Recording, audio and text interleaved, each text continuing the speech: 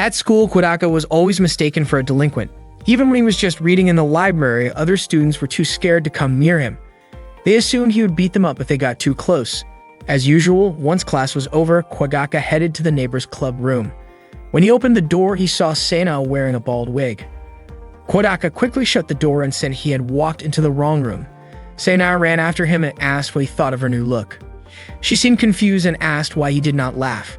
She reminded him that the day before, they had talked about how making people laugh could help them make friends. That was why she wore the bald wig. According to the label at the toy store, the wig was supposed to make people laugh uncontrollably. Suddenly, Yozora walked in wearing a wig and dressed up like Sana. She said Sana had never managed to make anyone laugh. Kodaka was puzzled by Yozora's appearance. Yozora said she was dressed as a ridiculous creature from Earth and asked if it was enough to make him laugh. Kodaka just stayed silent. Then Yozora wrote the word meat on her forehead and mocked Sana's voice, saying she was a rich and beautiful girl. Sana said that was not how she talked, and she did not understand what about her was supposed to be funny. Instead of being amusing, it was actually pretty irritating. Yozora replied that seeing Sana irritated like that made her feel happy. Kodaka asked if Yozora was not embarrassed to look like that. Yozora and Sana both turned to look in the mirror. Kodaka commented that a real comedian would never rely on something that lame. Yozora then challenged him to show what a real comedy act looked like. According to Kodaka, a true comedian came up with original stories, so he started telling one called I Am Scared of Manju Cakes. Unfortunately, once he finished, everyone just called the story boring.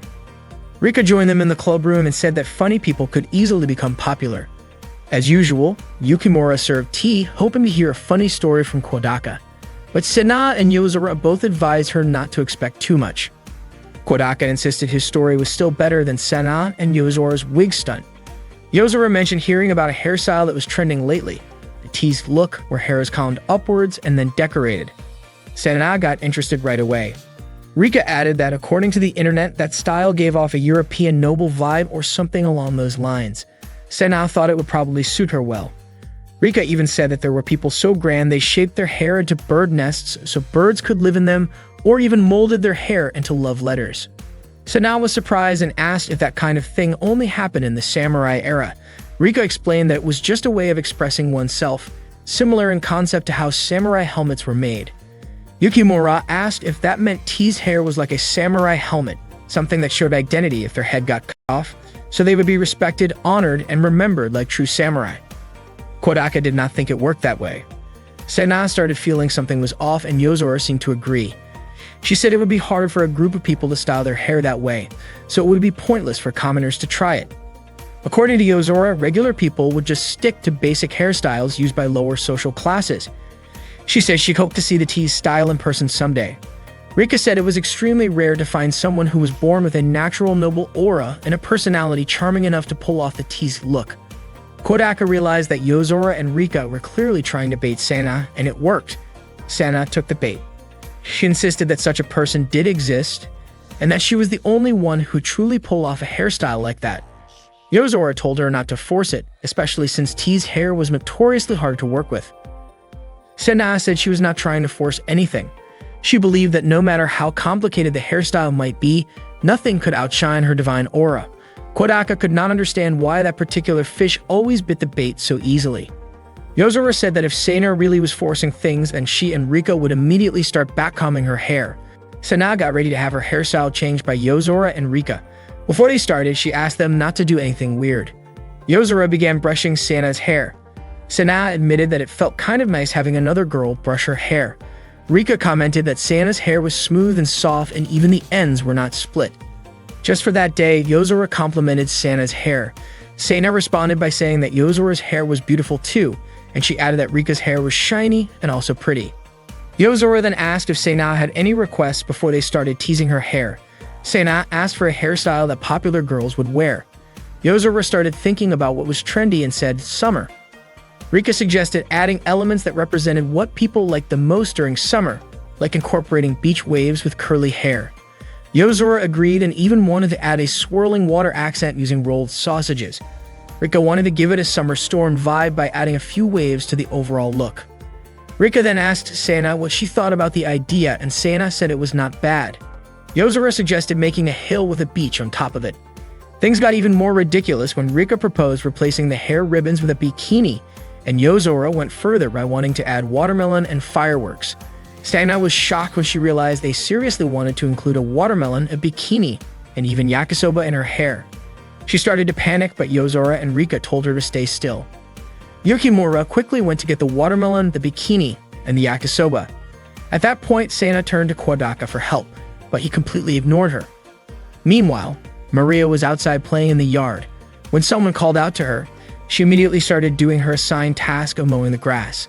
When she looked up, she saw that it was Yukimura approaching. Yukimura asked what Maria was doing. Maria said she was cleaning the yard as a punishment for slacking off earlier.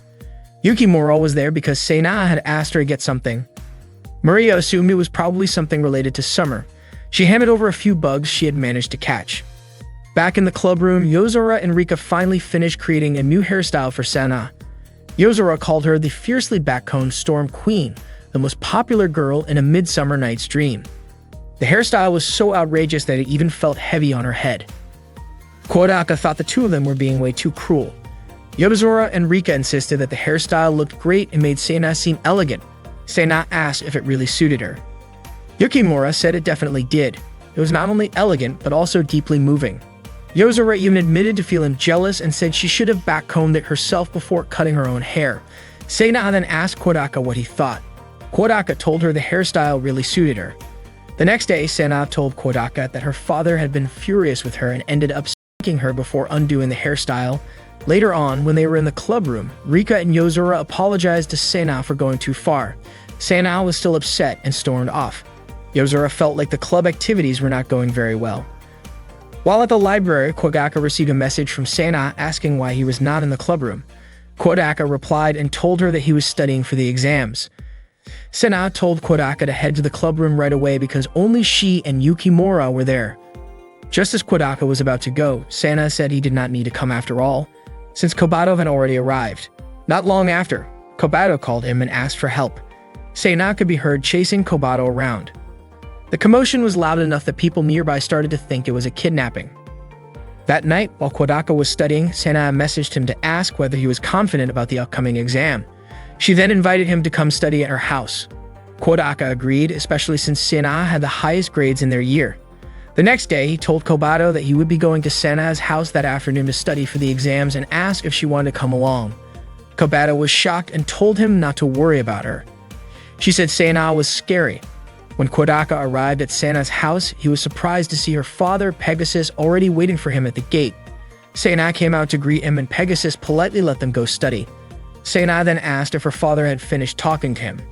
Apparently, Pegasus asked about Kodaka every day, which made Sana think her father wanted to have a proper conversation with him. Pegasus claimed he was simply doing his duty by keeping an eye on Kodaka. Kodaka, however, could not understand the way Pegasus thought. Sana brought Kodaka to her room to study. As soon as they got there, Kodaka was shocked to see the ceiling completely covered with photos of Yozora's face. Sana had secretly taken all the photos herself using a digital camera while Yozora was off guard. Kodaka thought she looked like a creepy stalker and asked why she would do something like that. Sana even showed him the wig Yozora had worn back then. She said that when someone holds a grudge, they have to endure it. Kodaka suddenly remembered a story about someone who slept on a tree branch or licked a gallbladder every day, just to keep their anger alive until they could get revenge. Sana said maybe she was kind of like that. She admitted to staring at Yozora's photo every night, smelling the wig she had worn and remembering what Yozora did to her to fuel her drive for revenge. Sana made it clear that she would definitely get back at her. Kodaka had not expected Sana to be this intense. She was far scarier than he had imagined. While they were studying, Kodaka accidentally glanced at Sana's chest. He asked her how to answer one of the questions, but he could not concentrate because of the distraction. Sana called him stupid for not being able to solve it, which made him decide to try answering it on his own. Not long after, Stella came in and brought them some snacks. She greeted Kodaka, asked how things were going, and then handed him a condom. Kodaka was stunned. After Stella left the room, Sana asked what she had given him. Kodaka did not say, and Sana tried to snatch it from him. In the process, he accidentally caught a glimpse of her cleavage, which Sana immediately noticed and was not happy about. Sana admitted that she felt too lazy to continue studying and ended up asking Kodaka to hang out instead. She invited him to play Iron Necromancer, a game she had just bought. She knew that Kobato really liked the anime version, and although she had already purchased the full set of Blu-ray discs, she had not watched them yet. She planned to watch it together with Kobato. Kodaka felt relieved that Kobato had not come along to Sana's house. Sana managed to win the game easily. In fact, that was her 10th consecutive win. Kodaka was surprised considering she did not know how to play at all when they first started. Sana said she was good at everything. Time passed quickly, and before they realized it, the day was already turning into evening, yet they had not studied at all. Just as Kodaka was about to head home, Sela appeared and said that dinner was ready. Sana then invited him to join them for dinner. After dinner, Kodaka got up to say goodbye, but Pegasus asked him to spend the night. Kodaka could not bring himself to refuse. He quickly sent a message to Kobato, telling her to either heat up one of the frozen meals in the fridge or make instant noodles for dinner. At that moment, Kobato was happily singing to herself. After eating, Kodaka decided to take a bath. Not long after, Pegasus showed up, saying that he wanted to scrub Kodaka's back.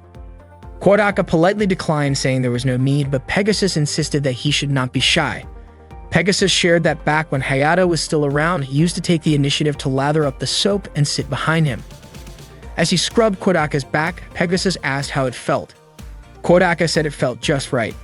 That moment reminded Pegasus of the first time he and Hayato been together.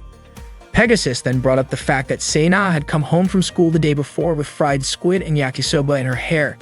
He asked if Sana was often picked on at school. Sana had told him that hairstyle suited her best, and in the end, Pegasus had given her a punishment.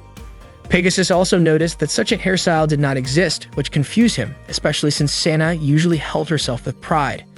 He started to worry, but Sana told him she had done it by her own choice.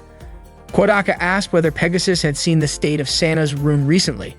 It turned out that Sana had not allowed Pegasus near her room since she started high school, and he thought that was normal. Kodaka wanted to say that it seemed like Sana was turning into a pervy stalker-type girl, but he knew he could never say something like that out loud. Instead, he told Pegasus that Sana had never been bullied by her classmates. Kodaka also promised that he would protect Sana if anyone ever tried to mess with her. Pegasus said he would entrust Sana to Kodaka, though it felt like there was a deeper meaning behind his words. At that moment, Kodaka still did not realize he was already caught in a situation he would not be able to walk away from. That night, before falling asleep, Sana, as usual, imagined Yozora's face while kissing Yozora's wig as a way to fuel her feelings of revenge. That day, as usual, Kodaka headed to the neighbor's clubroom after class. He was surprised to see a girl he didn't recognize. When she greeted him, he finally realized it was Rika. She had let her hair down and wasn't wearing her glasses. Kodaka asked about her glasses, and Rika explained that she just wanted to change things up a bit and see if people viewed her differently without them. When Kodaka asked if she was wearing contact lenses, Rika told him that her glasses had always been fake. She didn't actually have any vision problems and only wore them as a fashion choice. Kodaka never expected Rika to talk about fashion at all. She then asked what he thought of her current look. Kodaka felt like she had transformed like a wildflower blooming on a hillside. If he had to choose, he would say her look without glasses matched his taste more. Without realizing it, Kodaka had accidentally said those thoughts out loud. Rika immediately blushed. Yozora, clearly annoyed, stomped on Kodaka's foot. Sana and Yukimura didn't look too happy either. Meanwhile, Rika laughed at Kodaka's reaction. Rika hadn't expected Kodaka to think of her that way, and then, in her usual bold manner, she invited him to do something inappropriate with her. Kodaka flatly rejected the idea. Rika quickly apologized, realizing that what she said had been rude. She then tried to rephrase her words more politely, but the soft tone still ended up suggesting the same thing. Kodaka sighed and asked why it had to be Rika, of all people, who acted like that. Rika was shocked by how disappointed he sounded. It nearly brought her to tears. Kodaka ignored her and chose to focus on studying instead. Rika couldn't believe how heartless he was, completely disregarding her hurt feelings, but strangely, that coldness only seemed to excite her more. Deciding she needed a break from reality, she thought it might be best to escape into the two-dimensional world. Rika asked Sana for permission to use her TV so she could watch an anime she had just bought. The anime was titled Gay Game Club. Yozora immediately smacked Rika in the face and demanded to know what kind of inappropriate material she was planning to watch in the clubroom. Rika insisted it wasn't anything indecent. She explained that although the show was based on a romantic game between men, the adult scenes had been removed in the anime adaptation, making it suitable even for kids. While it did have a few sensual moments on screen, she said it was still safe for all ages. Yozora, unconvinced, asked who would even care about that. Rika replied that she cared and even showed Yozora that the disc had no 17+ rating on it. Yozora argued that even without the label, the title and cover alone were already suspicious. Rika countered that things shouldn't be judged just by appearances. Kodaka agreed with Rika. He said that before criticizing something, it's better to take a closer look at what's inside. Judging based only on appearances could really hurt someone. Rika was touched and said that Kodaka was amazing. She invited Yozora to watch the anime with her, explaining that the scenes had been re-edited and some new ones were added, so even first-time viewers could easily follow the story. In the end, everyone ended up watching the anime together. The first scene featured Koyomi inviting Fumio to try out a Gaiden game. At first, Fumio wasn't interested, but after watching a bit, he changed his mind and decided to give it a try. Fumio's friends were shocked that their game hadn't sold a single copy. However, Fumio got upset and hit one of them, saying that sales numbers didn't matter to him. The climax came when an antagonist tried to destroy the Gaiden club, and Koyomi refused to let that happen. He stood his ground, ready to protect the club. The ending was unexpectedly emotional, with Koyomi declaring that even if the whole world turned against him, he would always protect Fumio. To everyone's surprise, both Sena and Yozora ended up in tears because of the anime's touching story. Rika asked Yozora what she thought of it, and Yozora admitted that it was actually pretty good. But just as the credits were about to roll, an unexpected twist came. Koyomi and Fumio shared a kiss. That scene left everyone stunned. Without realizing it, 2 hours had already passed. Yukimura commented that the show was surprisingly good. Yozora then asked Rika why Koyomi and Fumio kissed at the end. Rika explained that once the two characters had truly understood each other's feelings, it was only natural for them to share a kiss. Yozora was puzzled, especially since Koyomi and Fumio were just friends. According to Rika, it was simply because Koyomi and Fumio were human. Yozora questioned whether it was normal to do such things with a friend, but Rika didn't think it was strange at all. She said that when emotions come into play, it's only natural for the body to follow, even if it's between friends or even between two guys. So if they genuinely liked each other, it would make sense for them to just kiss and even do intimate things, because, as Rika put it, that's just nature taking its course. Kodaka responded that it wasn't okay to casually bring up guys doing things together as if it were totally normal. That made Yozora realize for the first time that even friends could kiss. She immediately turned to look at Kodaka. Yozora admitted that she had misunderstood the anime. Rika asked if that meant Yozora's interest in homo content had finally been awakened. Yozora quickly denied it, saying she only thought the club's homo-themed game anime wasn't bad. Rika was excited to hear that someone actually enjoyed it. Yozora even told Rika not to hesitate to show her other similar anime if she had any. Rika was thrilled to have finally found someone who shared her taste, but she reminded herself not to mess things up in a moment like that. Stena, however, thought the anime wasn't suitable for all ages.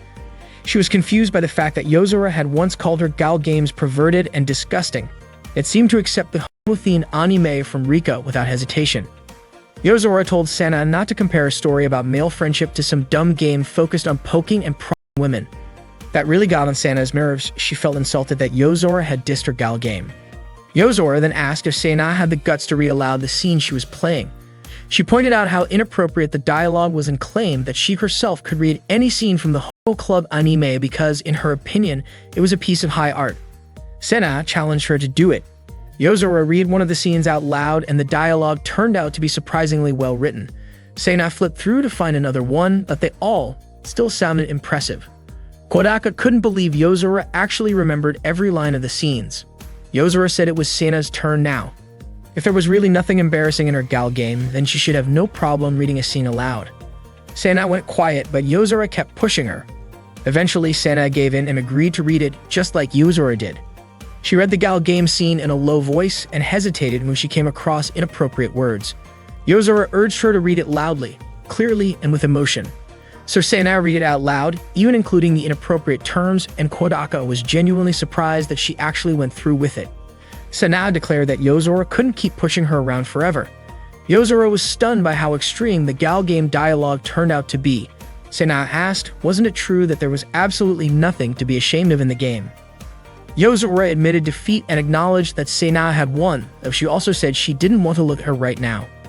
Rika commented that the scene they had just heard was a bit much for her, and even Yukimura confessed that she hadn't realized Sena could be that suggestive. Yozora said she finally understood why Sena liked that game and apologized for making fun of her.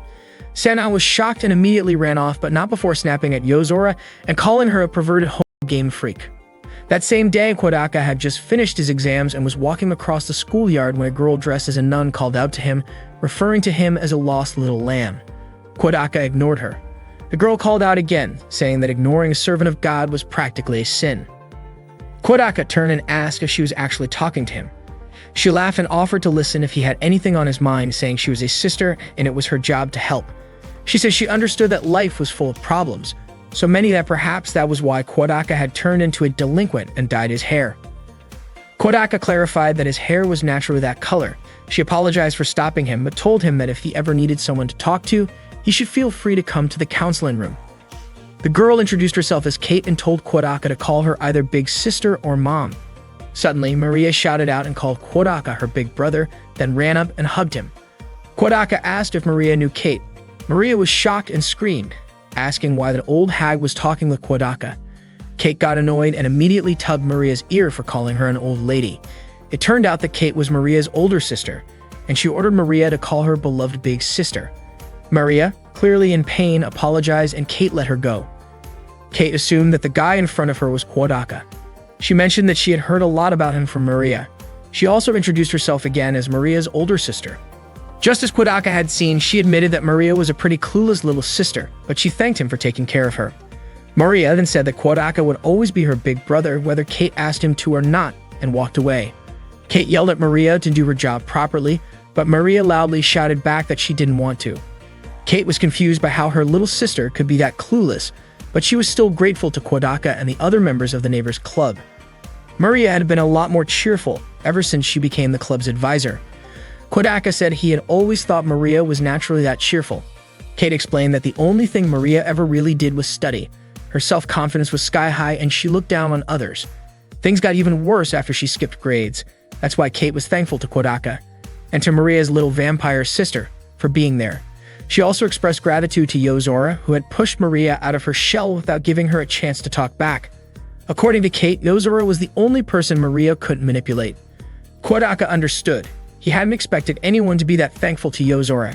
Kate added that it might have been a bit too much to force a little girl to run completely naked through the school. Kodaka apologized and promised it wouldn't happen again. Kate asked them to continue supporting each other, then called Kodaka Big Brother. Kodaka agreed, but also asked why she called him that. Kate explained that since Kodaka was Maria's big brother, he was basically her big brother too. She was only 15 after all. She then said goodbye. Unfortunately, as she walked away, she accidentally let out a fart and Kodaka saw it happen. Not long after that, Yozora called out to Kodaka. She said she thought he'd already gone to the club room. Kodaka admitted that he had just run into a weird person. Yozora mentioned that exams were over and that she heard some classmates comparing answers afterward. Kodaka said that in some places, that was still a thing people did. Yozora called it a waste of time, but added that if they ever made some real friends, they might end up doing it too. With that in mind, Yozora suggested they try comparing their answers now, just in case. Kodaka said he understood. Yozora then asked about question 4, part 3 from the math test. Math had been on the first day of exams and Kodaka couldn't even remember the question, let alone the answer. Unfortunately, that was the only question Yozora had doubts about. Kodaka asked her what the question was about. Yozora said it was a logic problem worth 15 points. Kodaka wasn't entirely sure and his answer was a bit long. From his point of view, it was kind of hard to determine whether their answers were right or wrong just by talking it through. Yozora thought it would be better if she had just admitted that the question was tough, or that she wasn't confident in her answer to begin with. When she asked whether the question had been difficult, Kodaka agreed that it had. Yozora then said she wanted to compare other questions, but Kodaka suggested they should stick to multiple choice questions, fill in the blank types, or ones they had just worked on that day. Yozora picked question 11, part 2, from Japanese history. Kodaka took another look at it. It was the one asking for the name of the Hauju family retainer who assassinated Judge Yasunori Adachi. Kodaka had answered with Yoritsuma Taira, and he felt pretty confident was correct. Yozora also knew that was the right answer, but pointed out that there was a chance she might have written Amy instead of Suna by mistake, and she hoped she had spelled it correctly. That made her unsure of what she had written earlier, and hearing that made Kodaka start to second-guess himself too. He realized that comparing answers could actually be pretty terrifying because it might shake your confidence in answers you had been sure of before. Yozora then brought up question 18, part 2. Kodaka said he had just guessed on that one. Suddenly, Sana chimed in, saying the answer was the year 1324. She walked over and asked if Yozora and Kodaka were comparing their answers. She said they should include hers in the mix, claiming they were lucky to have the chance to compare their answers with hers, because hers were perfect. Yozora told her to leave, saying she wasn't needed there. Sena was confused and asked why she was being shut out like that, then invited Yozora to compare answers with her directly. Yozora brought up math question 5, part 3. Sena confidently said the answer was 45. Kodaka was surprised that both of them could remember the answers just from the question numbers. Yozora walked away and Sena ran after her, asking her to throw more questions at her, even the hard ones. But Yozora just said that comparing answers with Sena wasn't fun at all. Instead, she said she would rather compare her answers with Tomo, her imaginary friend from the wind, and ignored Sena completely. That afternoon, Kobato was watching TV while Kodaka was cooking. Suddenly, the doorbell rang. Kodaka asked Kobato to answer the door and told her that if it was someone from the newspaper agency, they didn't need anything. Right after that, he heard Kobato shout that they didn't need any. Kodaka figured it must be the newspaper agent, but when he went to check, he saw that Kobato was actually trying to stop Maria from coming into the house. Maria got excited and immediately jumped toward Kodaka. Kodaka was surprised to hear that she ran away. Maria explained that Kate kept forcing her to work, and she figured that since Kodaka was her big brother, he wouldn't make her do chores. Hearing that, Kate got annoyed and told Maria that she might as well just become Kodaka's child. Not long after, the phone rang. It was Kate calling. She told Kodaka that she didn't mind Maria staying at his place and asked him to take care of her for a few days. Kodaka was fine with it, especially since it was still school break, so he agreed to let Maria stay over. That night, Kodaka invited Maria and Kobato to have dinner together. Maria was amazed by how much food was on the table and even thought it looked like a Christmas celebration. Kobato called Maria a clueless church servant from another era and said that was exactly why she was sick of dealing with someone as lowly as Maria. When Kobato was about to grab some food, Maria slapped her hand away and told her to pray first. Kobato replied that she was a servant of the night and never worshipped anything. Kodaka reminded Kobato that if that's her belief, fine, but she should at least say let's eat before starting. Kobato gave in and said it, and Kodaka praised her for that. She then immediately started devouring the fried chicken. Maria quickly said her prayers so she could start eating too. Kobato pointed out that Maria hadn't finished praying yet, but Maria claimed she was just trying to rescue the chicken from an evil vampire like Kobato. The two of them started arguing and Kodaka couldn't believe they were fighting during dinner. Suddenly the phone rang again. Kodaka picked it up and it was Kate. She asked him what color his underwear was, which made Kodaka tell her to skip the small talk. Kate then asked if he had eaten. Kodaka said they were in the middle of dinner, and Kate asked him to remind Maria to finish her vegetables. When Kodaka returned to the table, his fried chicken was gone. He asked who ate it, and Maria and Kobato blamed each other. While washing the dishes, Kodaka asked Maria how she knew his address. Maria said Kate had brought her there. Kodaka pointed out that this wasn't exactly running away from home. Then the phone rang again. Kate was checking in to see if Maria had finished her vegetables. Kodaka told her that Maria had eaten all of them, which made Kate feel relieved, and she hung up right after that. Later that night, Kobato wanted to play video games with Kodaka, but Maria suddenly pointed out that the game Kobato was playing was actually an eroge. Kodaka quickly clarified that it was just a normal game and told Maria to give it a try. Maria and Kobato started playing together, but Kobato easily defeated Maria in no time. She said it was impossible for a low-level human like Maria to beat her. Maria kept trying but still couldn't win against Kobato. Kodaka reminded them that it was time for a bath. Maria immediately took off her clothes and tossed them at Kodaka before rushing to the bathroom. Just then, the phone rang again. It was Kate. Kodaka told her that Maria was currently in the bath. Kate asked him to remind Maria to scrub herself properly. Kodaka was confused about why Kate was so worried, but she didn't admit anything and hung up quickly. While Maria was bathing, Kodaka brought her a change of clothes from Kobato and reminded her to scrub thoroughly. While waiting, he played video games with Kobato. After finishing her bath, Maria came to Kodaka and said that the pajamas felt a bit tight, especially around the chest, and that might make it hard for her to sleep. Kobato got irritated and scolded Maria. Maria finally put on Kodaka's t-shirt, which made him incredibly happy. She was overjoyed and said that she and Kodaka had become one. Kobato challenged Maria to play a game again, and surprisingly, they played until late at night. Maria even fell asleep while playing. Kobato commented that Maria wasn't worthy of being her opponent and turned off the TV. At that moment, Maria's body was sprawled on the couch and Kobato glanced at her slightly exposed chest. Suddenly, Kodaka remarked that getting enough sleep was good for growth. Hearing that, Kobato quickly ran off to her room saying she needed to go to bed. Kodaka gently moved Maria to the bed and tucked her in with a blanket. Then Kate called again, asking whether Maria had fallen asleep. Kodaka jokingly asked if she was a cis, but Kate denied it and abruptly hung up. Not long after, she called back to ask if Maria had brushed her teeth. Feeling irritated, Kodaka turned off his phone and unplugged the line, thinking it would be too much trouble if Maria kept staying at his place. Even so, he still woke Maria up so she could brush her teeth. The next morning, Kate came to pick Maria up from Kodaka's house. She told Maria to apologize to Kodaka for causing him trouble, but Kodaka thought the one who had been troublesome was actually Kate herself. Kate thanked Kodaka, and Maria asked if she could sleep over again sometime. Kodaka didn't mind, but suddenly Kobato shouted that Maria shouldn't come over anymore. Kodaka was briefly confused and hoped Kobato would come to understand eventually. After that, Kodaka went back inside and scolded Kobato for playing video games so early in the morning. Kobato claimed she needed to train just in case Maria came back again. She declared her plan to make Maria kneel before her strength. That afternoon, Kodaka gathered with the neighbor's club in the clubroom. According to him, there was nothing else to do during the 3-day break. Yozora felt the same way and wondered what normal people did with their free time. Rika said she had read a manga where people celebrated after exams with a party called a Thanksgiving celebration. Kodaka admitted he had heard of that before too. Yozora then suggested that they throw their own celebration party. Suddenly, Sana said she wasn't tired at all because she didn't study during the exams. Hearing that, Yozora told her she wasn't allowed to join the party. Sana immediately acted weak, saying the exams had worn her out. In response, Yozora told her to go rest in the student infirmary. Rika chimed in saying she didn't have to take the exams from the start. Maria added that since she was a teacher, she didn't need to take exams either, but she still wanted to join the celebration. Yozora allowed her to take part. Sana then asked if she could join too, but Yozora said the event was limited to just 6 people.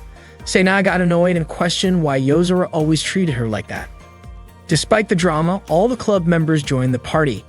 Yozora invited everyone to have a drink, but Kodaka suggested they make a toast first. After raising their glasses to celebrate the end of exams, they all took a drink. Yukimura commented that she wasn't very good with carbonated drinks. Kodaka wondered why she chose one then, and it turned out Yukimura had simply followed his lead, picking the same drink as him.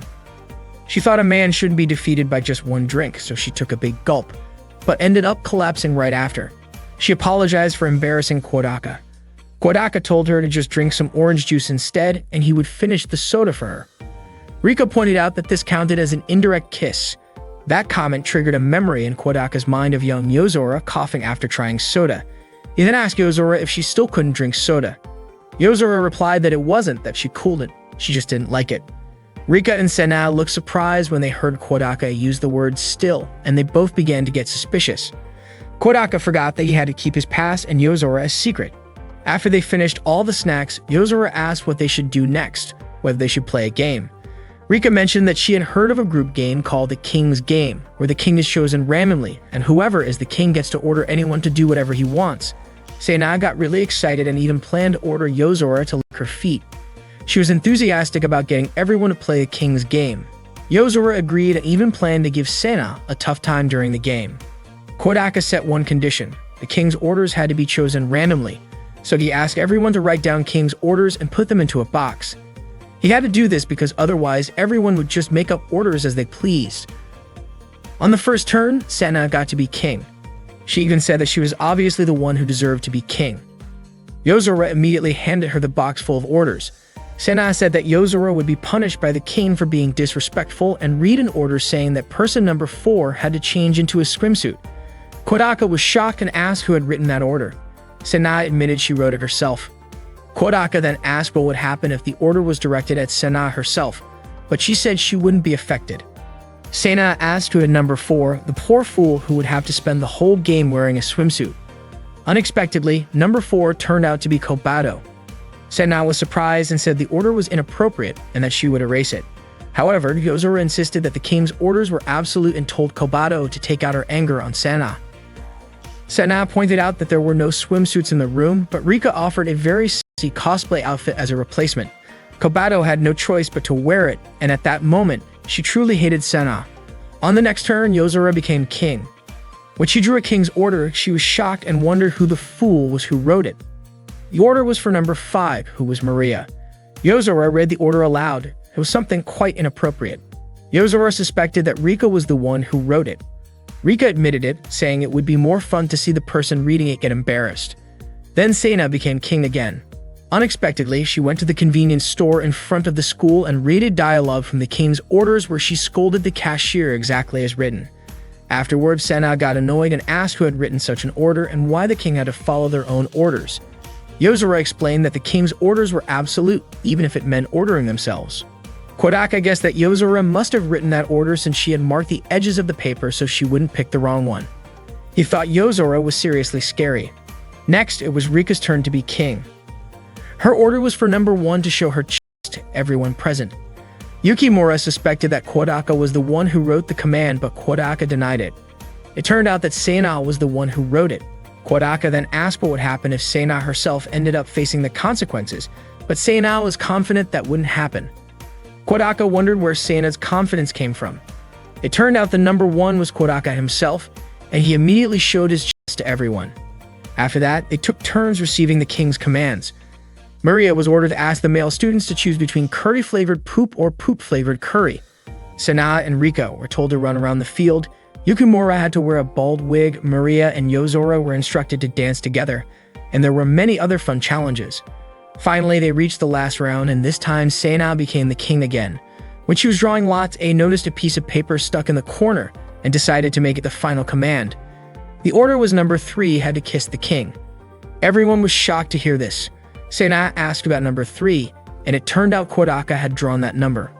Maria got excited knowing her older brother Kodaka was going to kiss someone, while Senna blushed and asked Kodaka to come closer quickly. Kodaka wondered if they really had to do it since the king's orders were absolute. As Kodaka and Senna were about to kiss, Yozora suddenly stopped them, insisting that something inappropriate like that should not happen. Senna argued that the king's order was absolute, but Yozora remained firm in preventing it. Kodaka then drank the soda in Senna's glass, so technically they kissed indirectly. Rika agreed with this solution, as did Kobato, Yukimura, and Yozora. Yozora announced that the king's game was over. Senna realized that kissing just because of an order wasn't really a good idea. That night, Kodaka's father called, asking about Kodaka and Kobato's well-being. Kodaka said that they were both doing fine. Kodaka's father then mentioned hearing from Pegasus that Kodaka was going to marry his daughter. Hearing this, Kodaka was shocked. Kodaka's father called him and asked if he was planning to marry Pegasus' daughter. Pegasus had apparently contacted him to talk about setting a date, but his voice over the phone sounded like he was drunk. Kodaka's dad also asked if Kodaka was dating Senna. Kodaka clearly stated that he wasn't in a relationship with her. His father then asked if he had 1 or 2 girlfriends. Kodaka openly admitted that he didn't have any. Instead, he joked that Kobato already had a boyfriend and that she was staying over at his place that night. Upon hearing that, his father got really angry and even said he'd fly back to Japan right away. Kodaka quickly admitted he was just joking and ended the call. That day, Kodaka brought Kobato to the neighbor's club room. Seeing her, Senna got excited and asked if Kobato wanted to go with her to an amusement park the next day. She even showed her a ticket to Yokoshima Wonderland, which had been given to her by one of her father's college friends. Senna said the park would be selling limited edition toys and that she would treat Kobato to lots of candy and hamburgers. She sincerely hoped Kobato would accept her offer and even asked her not to be scared of her. Yozora immediately commented on the ticket and called Senna pathetic. Kodaka asked if Yozora had ever been to that place. She admitted that she had back when she was in middle school, and all she did there was read books. Kodaka said he had only gone with his family before, but someday he hoped to go with friends. Yozora then decided that everyone in the club should go to Yokoshima Wonderland together the next day, especially since exams were over and nobody had any other plans. Kodaka agreed. According to Rika, since it wasn't a weekend, the park wouldn't be too crowded, so she decided to come along as well. Naturally, Yukimura wanted to accompany Kodaka. Maria was overjoyed at the thought of going to an amusement park. Kobato figured it might be a good idea to experience a human amusement park at least once. Senna told Yozora that she had originally only invited Kobato, but Yozora pointed out that the ticket allowed up to 6 adults, so they might as well use all the slots. Everyone turned to look at Maria upon hearing 6 adults. Realizing she was a kid and wouldn't count as one of the adults, Maria looked a little left out. Sena quickly said she would buy an extra ticket for her. Maria immediately hugged Sena and thanked her. While walking home, Kodaka asked Sena if there was anything strange about her father the day before. Sena explained that after handing over the tickets, her father suddenly got super cheerful and started drinking sake, though she had no idea why. Kodaka guessed it was probably just drunken nonsense, he said over the phone. The next day, Kodaka and the others went to Yokoshima Wonderland. He figured it was probably Sena's first time at an amusement park. When Kodaka asked which ride they wanted to go on first, Yozora, Sena, Rika, and Kobato all confidently chose the Black Dragon, a roller coaster. Kodaka was surprised they wanted to start with that, but Sena had already decided that it was the first ride they'd go on. Yozora said the ride was pretty famous, and Kobato referred to it as the Dark Dragon. Even Maria wanted to ride it. They all got on the roller coaster together. As it started moving, Yozora said it felt way too slow, while Sena commented that the people below looked like trash. Kobato even thought that was the extent of the ride's power. Rika said all the vibrations were making her feel overheated and extremely flustered. But once the roller coaster began to climb, their faces changed. Yozora and Sena started hoping the ride would stop. Kobato and Maria began screaming in fear, though Yukimura still looked calm. As the roller coaster dropped suddenly, everyone screamed at the top of their lungs and even started shouting things they probably shouldn't have said. After getting off the ride, Kodaka asked what they thought of the Black Dragon. Maria said the ride was super fun, while Rika was holding her head and looked completely dazed. She didn't remember a thing. Suddenly, an announcement played saying that the Iron Necromancer character show would start at 10:45 on the main stage. Upon hearing this, Sena immediately called out to Kobato, and Kodaka asked if Kobato wanted to go watch it with him. Sena told Kobato that she had just bought the Blu-ray and the Iron Necromancer series yesterday. She proudly called herself a big fan and asked Kobato who her favorite character was. Sena said she liked a character named Mare from Season 2, but then Kobato suddenly corrected her by saying Meryl, referring to the Fate user from Season 2, Episode 8. She even mentioned the character's full name, Emerald Myrael von Revelatia Utori. Sena laughed and said that the Mare she meant was indeed Meryl. Kobato added that Meryl also made a return appearance in Season 3, Episode 5. Kodaka explained that Kobato was a hardcore Iron Necromancer fan, so when someone talks about it half-heartedly like that, it's like pouring oil on a fire. Not long after the show began, the special guest for the day was Iron Necromancer Guernica. The audience cheered with excitement, and the host asked everyone to call out Guernica's name together. But instead, Astaroth, the villain, made an entrance. He announced that Guernica would be late because he had fallen into one of his traps. Astaroth declared that he would take everyone hostage until Guernica showed up, and the host dramatically called for help. Astaroth then asked the crowd if anyone would volunteer to become a hostage along with the host, promising a special gift for the one who stepped up. Unexpectedly, Sena volunteered to be the hostage. Kodaka was surprised and asked why she did that. It turned out Sena was aiming for the prize to give it to Kobato. But Kobato responded bluntly, saying she didn't need a reward from such a lame show. The host then apologized and said that mothers weren't allowed to be hostages. Astaroth suggested Kobato take her place instead. Sena looked completely confused by the conversation. Kodaka explained that both the host and Astaroth had assumed Sena was Kobato's mom. Sena was shocked and asked why they would think that. She even joked that if she was the mom, then that would make Kodaka the dad. Kodaka was quick to reject that idea. At that moment, one of Astaroth's sidekicks persuaded Kobato to join in, and she agreed to become the hostage. So Kobato ended up being part of the show and got rescued by Guernica in the end. Sena was totally thrilled watching the performance and almost hugged Kodaka out of excitement. When the show ended, Kobato got the autograph of the director. Kodaka pointed out that Kobato only got the reward thanks to Sena volunteering herself earlier.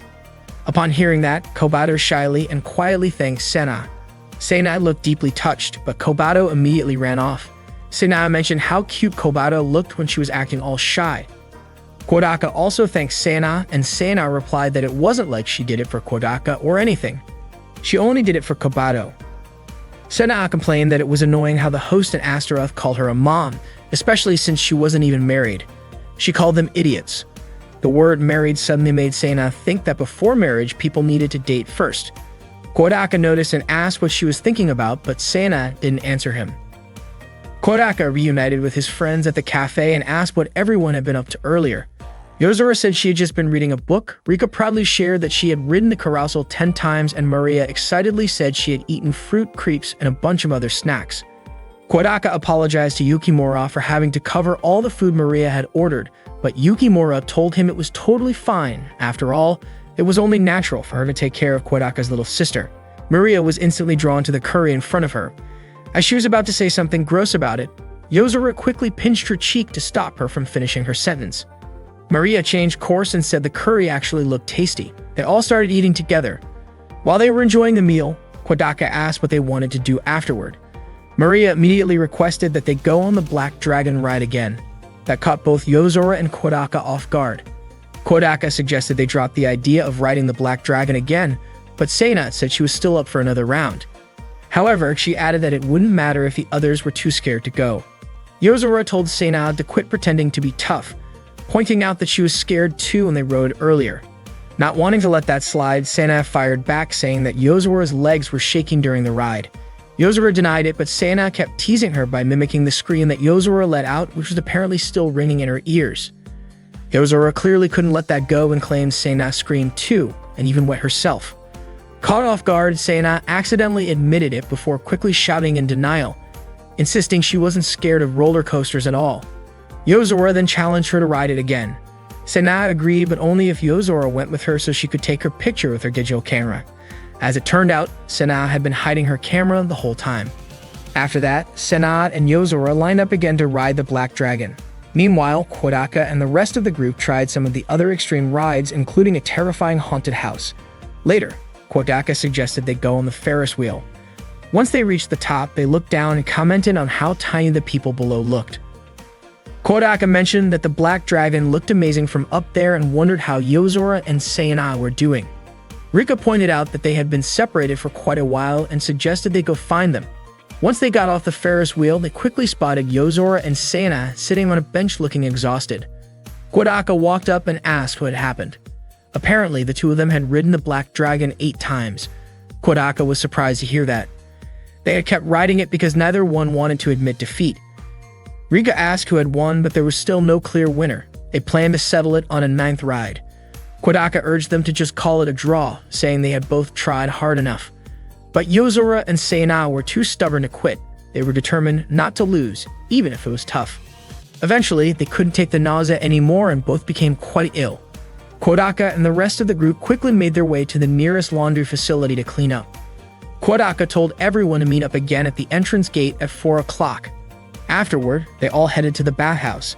Maria, however, decided to join the men's side instead. She said she didn't want to be in the same area as Yozora and Seina due to the unpleasant smell. Hearing that, Kodaka allowed her to join the men's bath. Maria was happy to have the chance to bathe with her beloved big brother. While Kodaka was rinsing his hair, Yukimura suddenly showed up and offered to help him. Kodaka was caught off guard and initially declined, saying he could manage on his own. Yukimura responded with a bit of disappointment, but eventually Kodaka accepted her help. As Yukimura helped Kodaka, they had a quiet conversation about identity. Maria curiously asked about some differences between them, and Yukimura explained that she was still growing and figuring things out.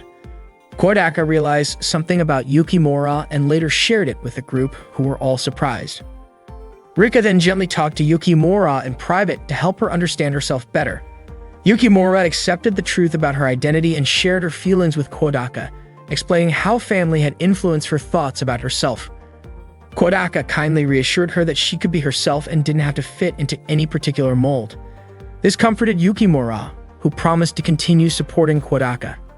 Seina commented on how cute Yukimura looked in her outfit, and Yozora admitted she had underestimated her, finding Yukimura's sweetness and obedience surprising. On their way home, they all took the train together. Kodaka looked at the group and said that when they were asleep, they all looked like ordinary, adorable girls. Just then, Yukimura cuddled up next to Kodaka, and he was surprised by how close she was.